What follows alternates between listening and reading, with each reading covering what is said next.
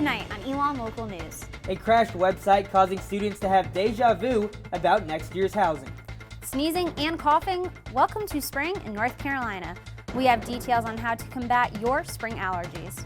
And it's not just fun on the merry-go-round. See the carnival from a different perspective. Those stories and more. Elon Local News starts right now.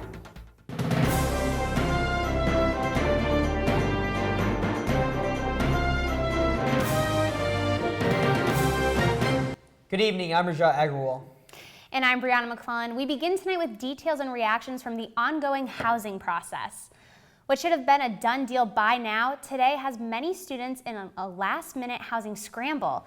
Last week, Elon's new housing application system crashed while students were in the middle of applying for housing for the 2016-2017 school year.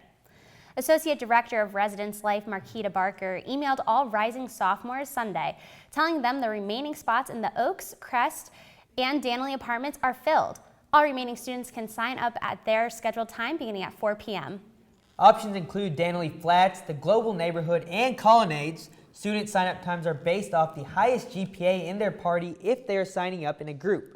Barker stated the crash happened due to the new system and students were not able to access the system in order of priority.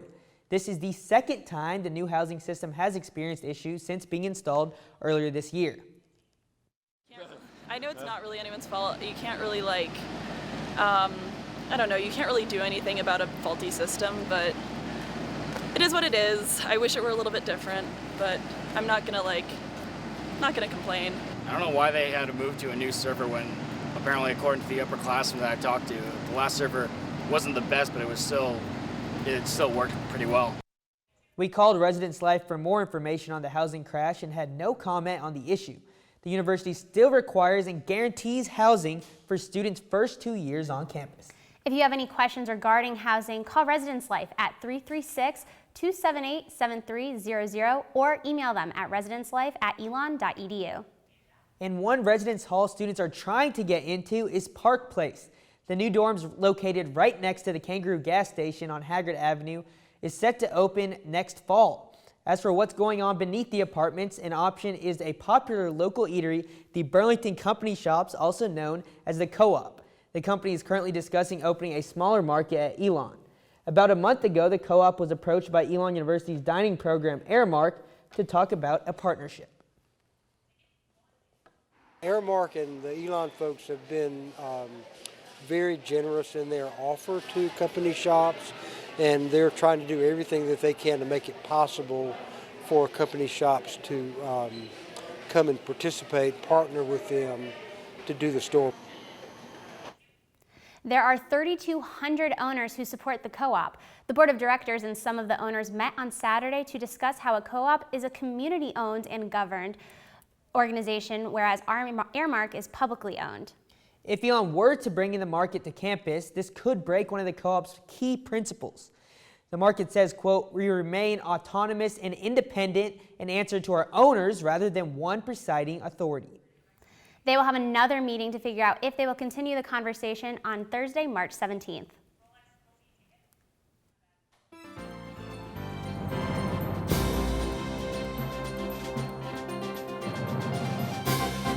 On the Democratic side of the current election, candidate Bernie Sanders was among presidential hopefuls in North Carolina, hosting a rally in Raleigh on Friday. An overflow crowd of more than 2,000 people packed into the Raleigh Memorial Auditorium to hear the Vermont senator speak, while another 1,000 were turned away.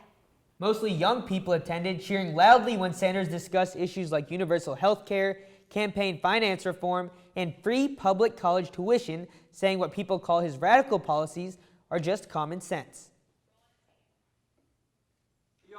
Helping the middle class, making sure that colleges are affordable for all of our people, that is a radical and crazy idea.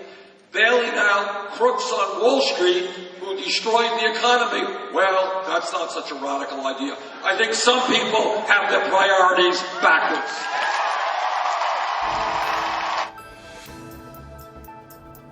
Brianna, this morning it looked like it might be a rainy day. Ended up being a pretty nice day outside. I know, I got in my car and I actually had to turn right back around because the fog was so heavy I could barely see the road.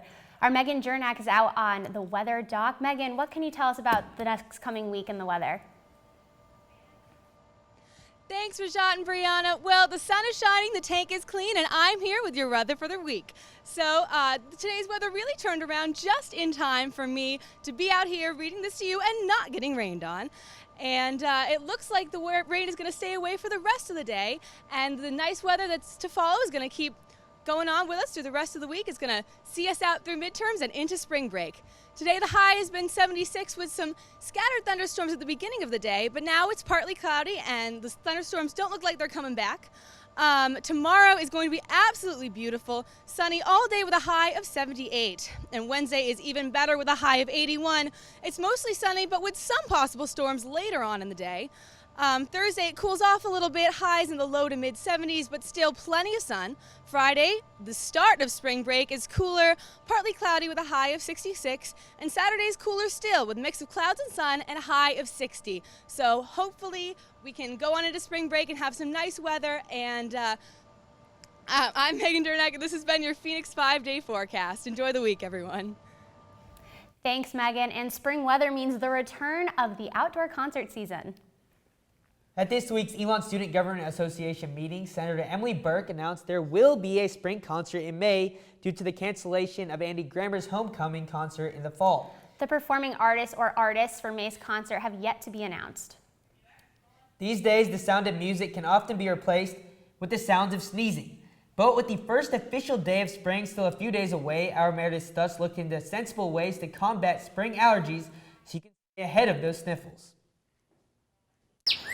Springtime at Elon. Flowers blooming and flip-flops flopping. But if every rose has its thorns, then spring is no exception. So at home I had like a stuffy nose and some difficulty breathing, but here everything was just intensified. Elon Jr. Kristen Fontela grew up in Florida with tree pollen allergies.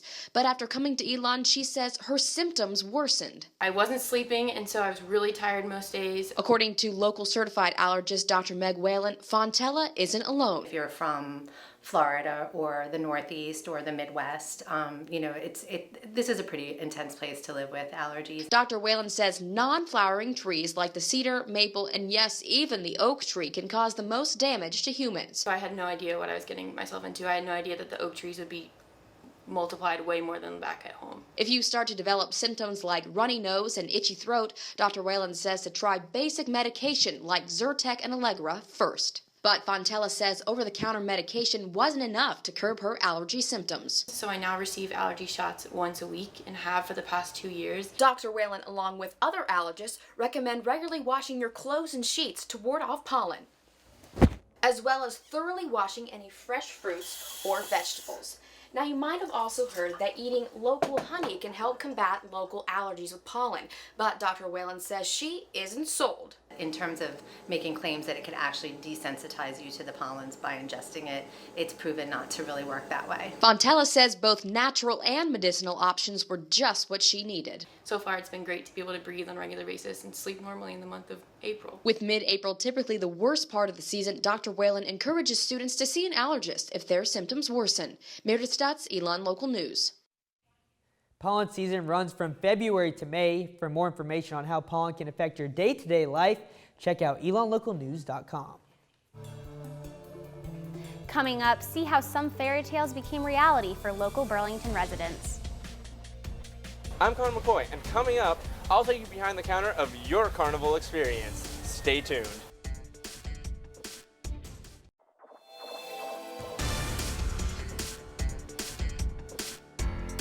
Dreams of a perfect prom night came true for junior and senior girls from Cummings High School in Burlington this weekend in the Newman Lumen Pavilion. The girls participated in workshops and training sessions on safe drinking habits, female empowerment, and the basics of prom night. And the moment everyone was waiting for, they all had the opportunity to take home their own prom dress for the big night. We spoke to Elon freshman Caitlin Brady, who volunteered as a fairy godmother throughout the event, helping facilitate workshop conversations about female empowerment. People don't really ever say anything good about themselves. They're always like, oh, I'm bad at this. Where, we all are great at many things, but we just never embrace it. And we should take upon those good things about us and improve them and not look back on the bad things that, maybe won't ever come to us. In Elon, you kind of get stuck in a bubble. Kind of seems like a perfect world, but then you go right down the road and there are people that are in need of assistance, and it's really nice that we can have this event to help keep positive, open minds for these students and give them an opportunity to feel beautiful and have a dress for prom. The Cinderella Project provides these services to the young women of the Burlington community who otherwise cannot afford them. If you are interested in donating dresses, accessories, or funds to the Cinderella Project, contact directors of the Coronado Center, Mary Morrison, at mmorrison4@elon.edu. The historic neighborhood came together to celebrate 3.14 a bit early and to honor a beloved professor. The historic neighborhood held its second annual Pie Day yesterday in front of Historic Neighborhood's West Dorm. Residents tossed whipped cream and pie at the faces of their RAs and neighborhood's live-in faculty. The event works to raise money for Scholar Chips, which provides college scholarships and financial support for children with incarcerated parents. The event honored Dr. Heidi Frantani's death for her involvement with the organization. Residents of the historic neighborhood each paid $1 to have a slice of fun. My favorite part of the day would have to be getting pied by my residents. They've had to deal with me throughout the year and me making rules and coming up with stuff, so this is their chance to let out their anger, and it's been really great. If you're driving down Huffman Mill Road, you might notice the mall parking lot seems a little more crowded than usual. Our Connor McCoy looked past the crowds and saw the fun from a different perspective. At the Holly Hill Mall, people are lining up for tickets, buying snacks, and enjoying the rides. While the rides are the main attraction, some people are having more fun with their food. Yailyn Suarez works the grill, selling hamburgers and hot dogs to carnival goers. It might not sound glamorous, but she enjoys it. It's pretty awesome. I mean, I've been doing it for 5 years, so I have to like it in order to keep coming back. Suarez joined the carnival after it came to her hometown of Miami. Since then, she's been on the road, traveling up and down the East Coast. It's like being a gypsy, basically, but you're on wheels and you're rolling around and you go from town to town, you see new things, you see new people. There's a lot of interesting stuff that goes on around you. With all that traveling, Suarez says she's developed close bonds with her coworkers. We're a big family, and I like it. I like it a lot. But it's not all about travel and building friendships. Suarez says she's there to work. I mean, it's like any other job. You just got to do what you got to do. You just got to tolerate it. You got to do it. Despite the long hours and hard work, Suarez says she wouldn't trade this job for anything else. I suggest people to try it at least once. Even if you don't want to do it for life, you should do it one time. It's a nice experience. Connor McCoy, Elon Local News. Suarez and the rest of the carnival will remain in the Holly Hill Mall area until this Sunday before they head to Durham next week. After the break, our Connor Del Prete takes a look at how a classic board game was taken to a new level. And up next, our Alex Hager has all your highlights from the CAA Women's Basketball Tournament.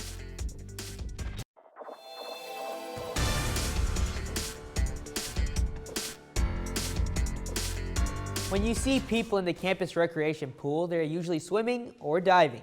But our Connor Del Prete discovered one event using the pool in a unique way.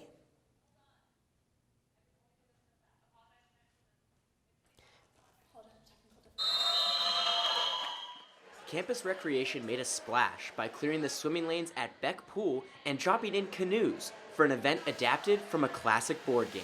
The name of the game is Battleship. All you need is a canoe, a shield, and a bucket. The goal, don't sink. Special events manager at Campus Rec Raleigh, Billman, had the idea to create this event 3 years ago.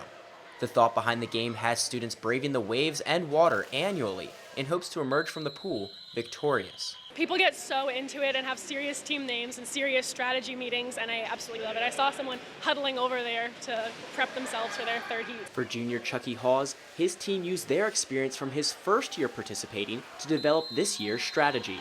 This is an intensively social game, which you would not think. So we essentially try to make alliances with everyone you can and try to play the field and not become anyone's enemy. After 2 hours and several elimination rounds last Friday, a winner was crowned. Hawes says though his team didn't make it past the first round, they enjoyed their time in the water. You know, everyone wants to throw random boats in a pool and use them for, to sink each other. that's just what you want to do. And so it's really fun to have oddities like this, which kind of spark up your weekend. Whether you were one of the first teams out or the last one afloat, no one wanted to utter the words, "You sunk my battleship." Connor Delpreet, Elon Local News. Battleship is only held once a year, but it is never too early to start formulating your strategy for next year's competition. Whitley Auditorium was filled with vibrant colors and sound Saturday night when Elon's a cappella groups came together to perform at RAVEappallooza. The all-female a cappella group Sweet Signatures coordinated the event, which featured more than 10 performances, including 2 from visiting colleges and 1 from a high school group.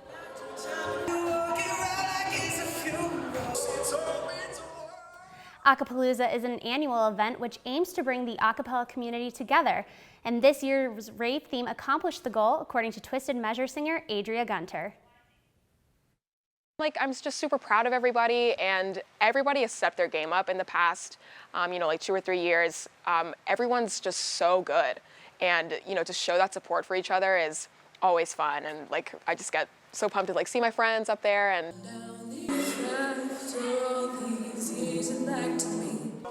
RAVEappallooza sold out Whitley Auditorium, and Sweet Signatures Vice President Natalie Betts says event attendance was, quote, the best yet.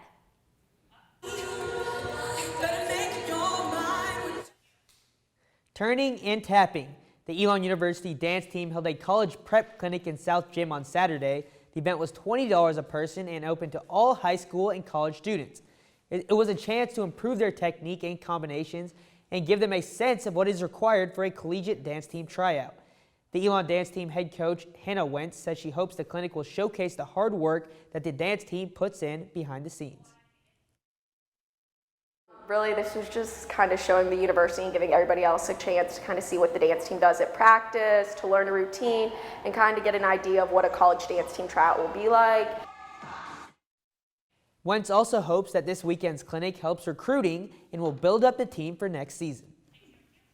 If you ever wondered what it's like to study, research, or work with sex offenders, tonight you can hear a 2008 Elon alum speak about her professional experiences with them. Mackenzie Lambine has a PhD in forensic psychology from Roger Williams University in Rhode Island. Since graduating, she's focused her research on sexual assault and exploitation in the U.S. and London. She'll be speaking tonight at 7:30 in Lindner Hall, room 204.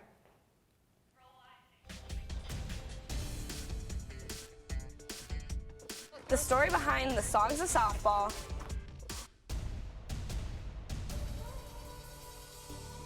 I'm Avik Bhargavan. Coming up, I'll have all the madness in college basketball and more. Stay tuned.